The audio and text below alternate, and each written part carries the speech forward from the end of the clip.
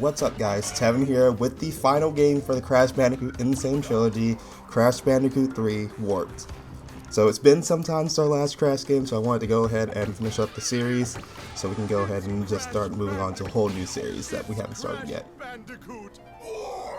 So let's go ahead and do a new game.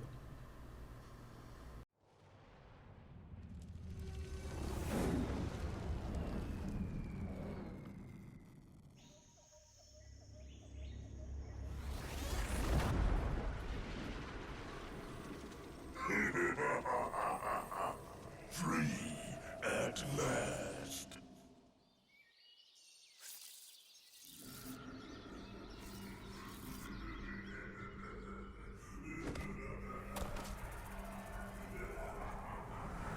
Uka Uka is free? No, it cannot be. Evil, great evil has come.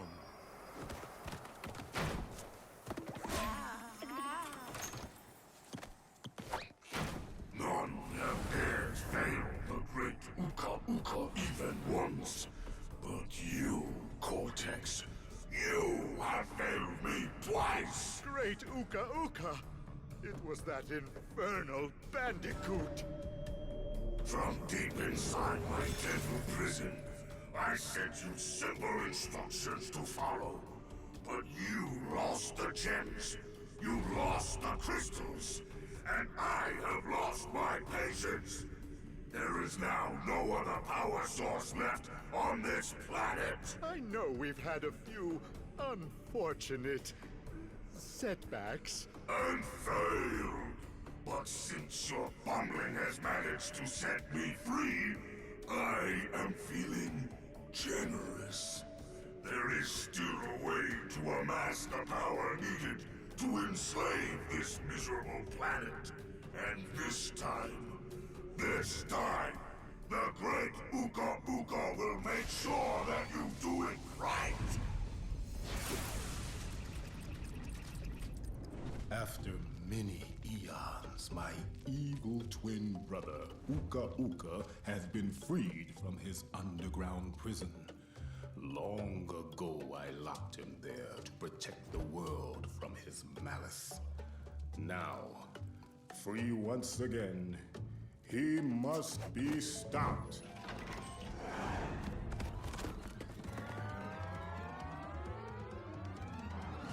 Children, Uka Uka and Cortex plan to use this time-twisting machine to gather crystals that lay scattered across time.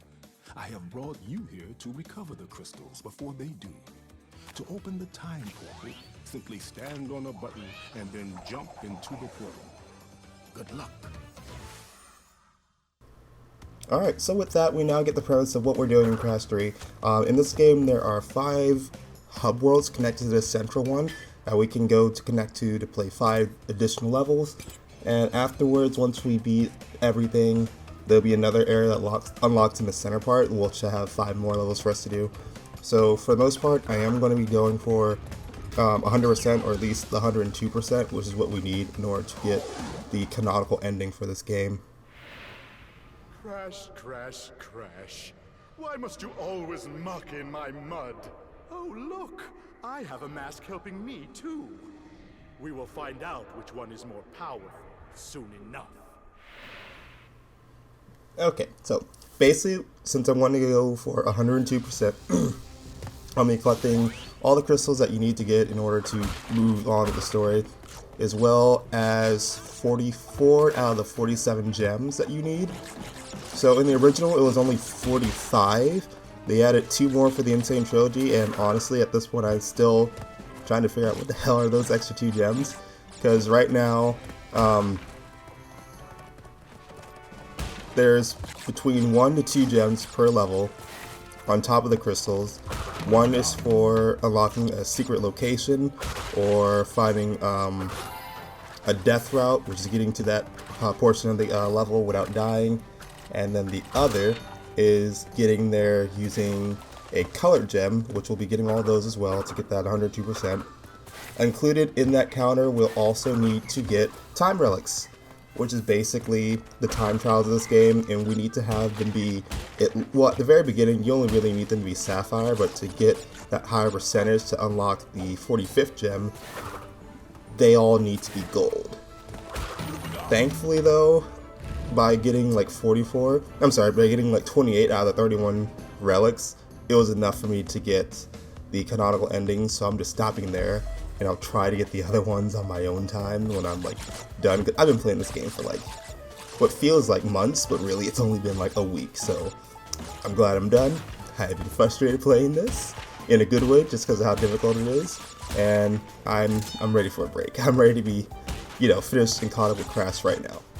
At least with all the modern games. There are still other Crash games in the series. I've covered a decent bit on this channel, and I'm thinking after this one, the next Crash game I'll do is going to be for the PS2.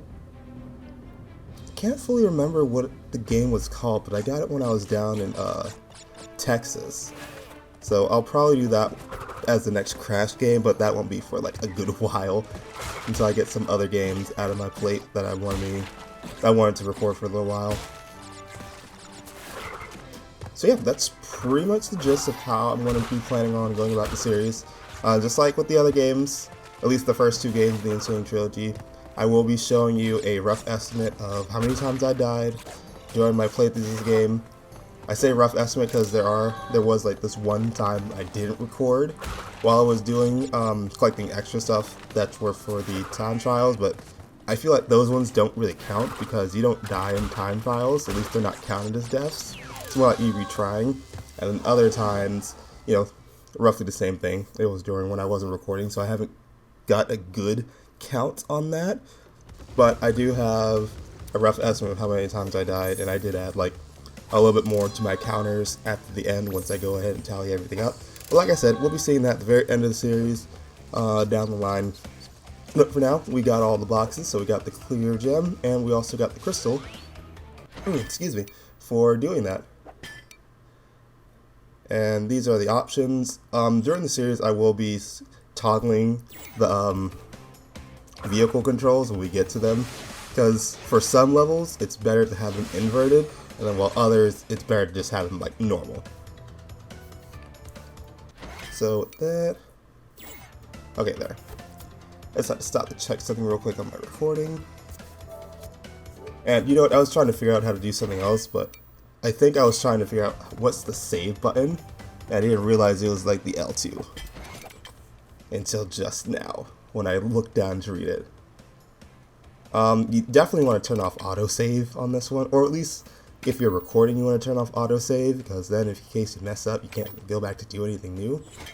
But it did kind of fuck me over because I didn't have autosave on for one of the things I was doing, collecting time relics, and I lost like an hour and a half's worth of progress, so I had to go back and redo it. And that was not fun.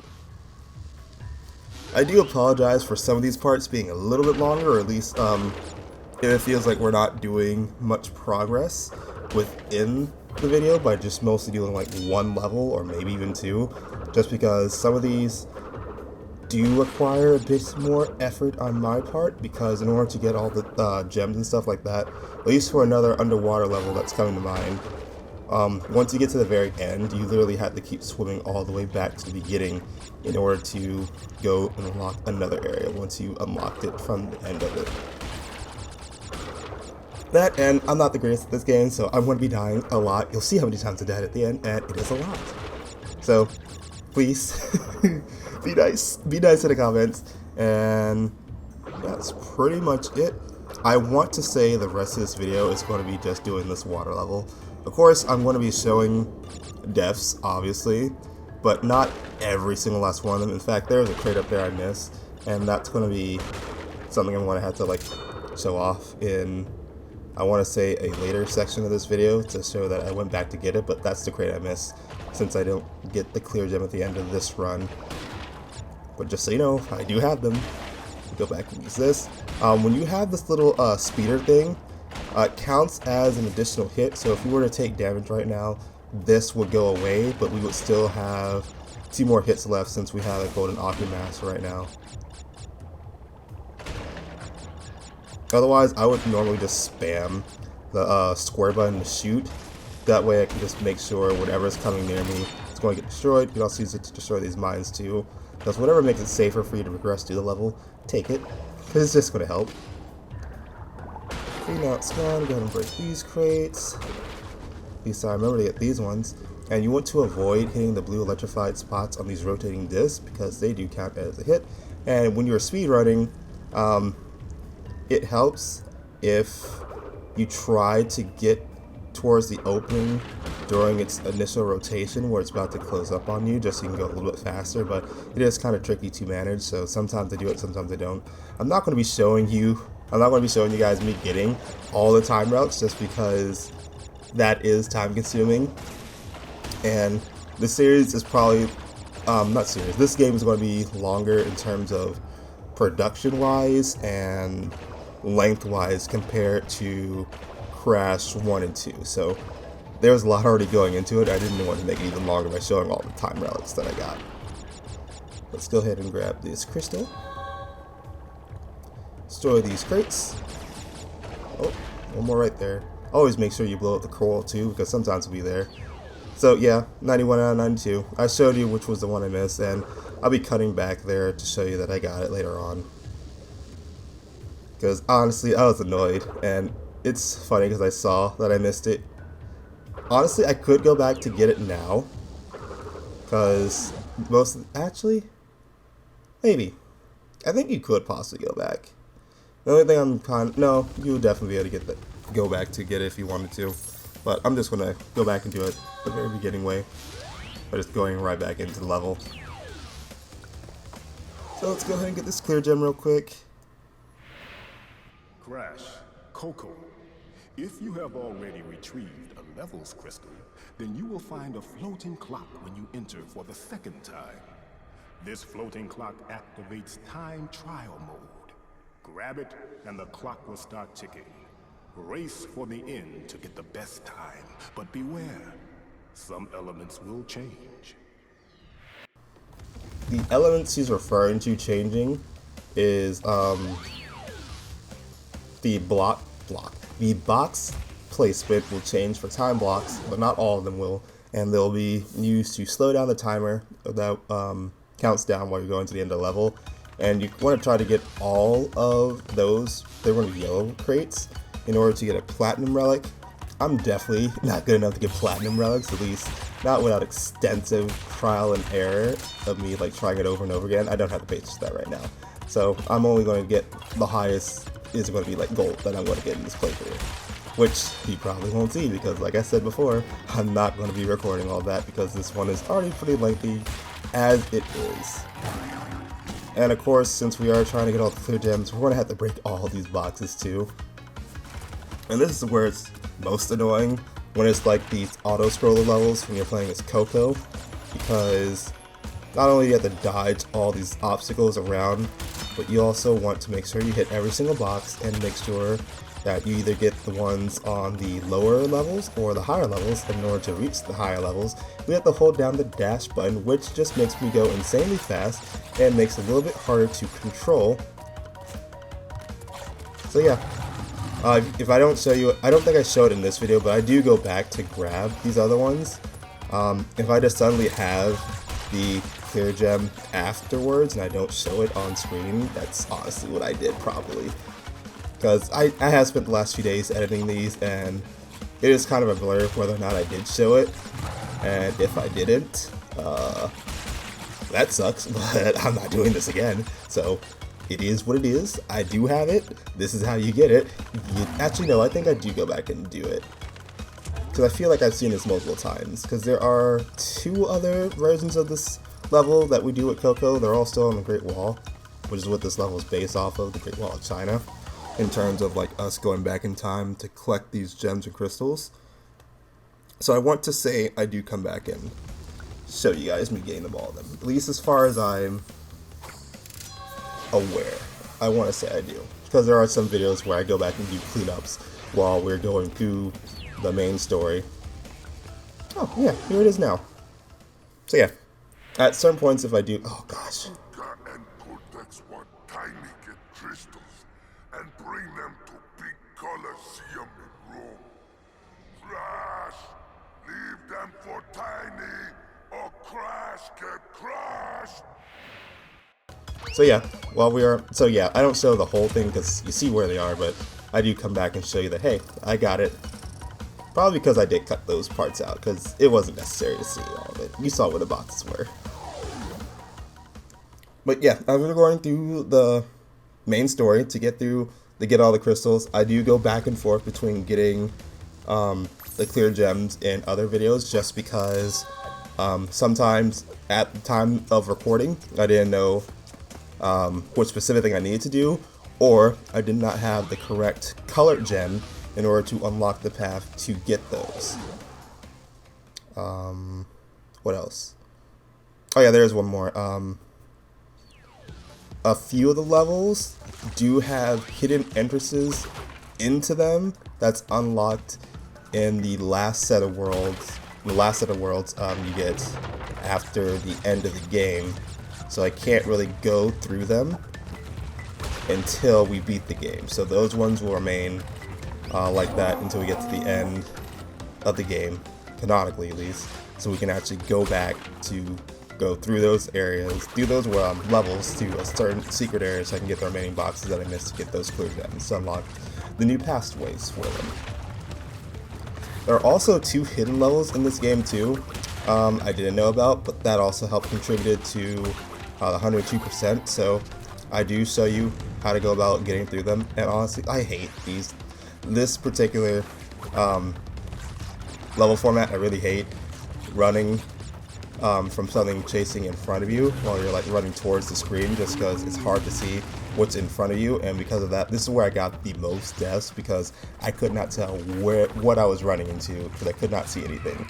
It is a lot more manageable in the first 2 games, but in this one, they honestly just take it up to 11, and I do not appreciate it because it's a pain in my butt, and I can't see what I'm doing. More so than usual. And you can't go too slow because otherwise you're going to die, and if you go a little bit too fast, you're going to step on lava and kill yourself anyway. So it's just, honestly, it would be probably better if it wasn't like, if I didn't have to like concentrate on like the lava too, or if we didn't have to run through the swampy-like area, which slows you down, unless you go across the water stream that's going through some of them. Let's see, is there anything else that I'm missing? Because I want to make sure in the first video that I make you guys aware of what I'm doing, how I go about doing things. Oh, so there goes the entrance for another clear gem path. But I need to have the red gem in order to do that, so I will be coming back there later once I do have it. So yeah, there's going to be a lot of backtracking just because that's the only way to really get everything. You can't get everything on your first try, because it results in you having to come back here later once you have everything. So yeah, I think that's about all the main things I want to go over, just so you guys are like up to speed of what's going to be going on when we go forward with this. And as always, these question mark blocks, which Floating Platforms works like a kind of save block. So you can redo these bonus levels as many times as you want without having to fear about losing a life. And these are boxes that we need to include in our box count for the very end. So in order to get that clear gem for breaking up boxes, these ones are also included on them as well. And just like in the first 2 games,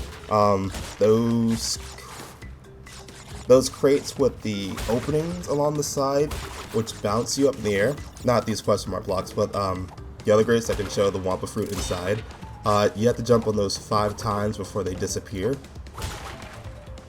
Yeah, you can jump on them up to 5 times and then they'll disappear. So whenever I'm doing that, same thing like I did in the first 2, I always count in my head like 1, 2, 3, 4, 5, and then move on to the next block, just so I can remember when it's about to break, so I can break it and get as much fruit as I can, so I can keep on collecting these lives. I don't get all the trophies in this game while we're going through it, just because a lot of them are hidden. And even if you're going for like the 102% like I did, there are some that you do get, but there's not a lot. There's still a good bit more. The one that I really didn't think I was going to get was getting 15 gold relics, and the highest one they have is getting 30. which I'm not too far off. I said I was at 28. I could honestly just go back and get the last 3 turn to gold. Well, get the last 2 that I'm missing and then turn the last one that I have that's sapphire into gold. But like I said, I'll be doing that in my own time, so you guys don't have to be bothered seeing it. And oh my god, see, I hate this lava. There's no reason why it needs to be like this obscured. It does kind of give you a little hint because the front of the screen will start to get a little lighter as you approach it, and that tells you when to jump. But you don't know exactly how big the lava pool is that you want to be jumping over or where the opening is. And that just makes it difficult, at least for this very beginning part until we get an upgrade from one of the bosses we defeat. Going over that, and that was ass.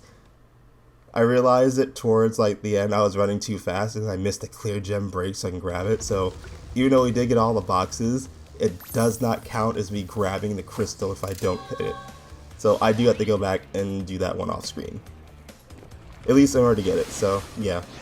Well, and that's pretty much going to be it for today's video. So thank you guys for watching this episode of Let's Play Crash Bandicoot 3, and I will see you guys in the next one. So until then, take care everyone, and let me know your day is going down in the comment section below. It's Crash Bandicoot!